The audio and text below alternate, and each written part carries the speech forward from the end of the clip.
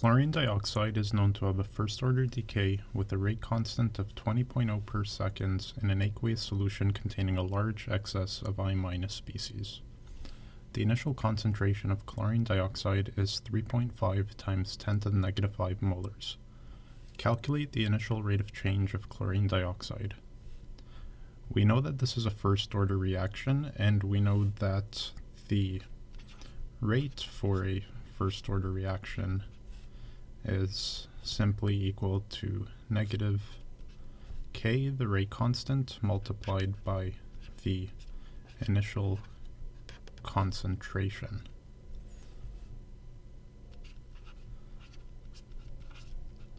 So the rate is equal to negative 20.0 per seconds multiplied by 3.5 times 10 to the negative 5 molars.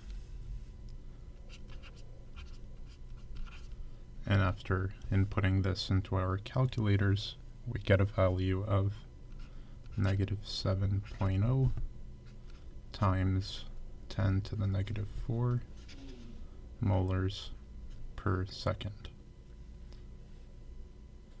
And the reason why this is the equation for a first-order reaction is because we want our rate in units of molars per second.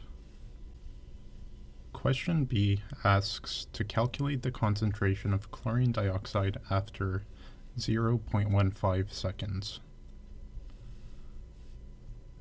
So how this would look on a graph is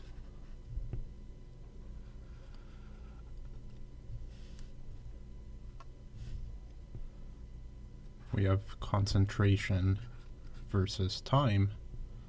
We're going to start out with some amount of chlorine dioxide, which follows a first order decay like that. So if we can imagine our 0.15 seconds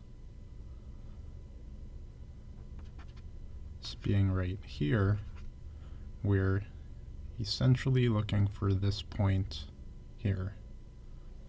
So C2.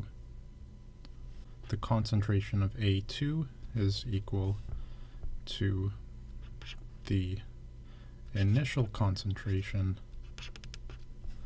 multiplied by the exponential of the negative of the rate constant multiplied by the units of time.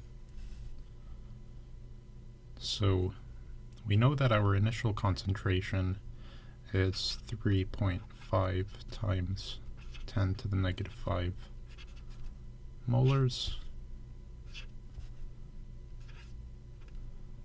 and our rate constant is 20 per second, and our time is 0.15 seconds. So we can see that the seconds are going to cancel out, and we're going to be left with an answer in units of molar. And after inputting this into our calculator, we get a value of 1.743 times 10 to the negative 6 molar, which makes sense graphically because we'd expect that the concentration would go down as ClO2 is used up in the reaction.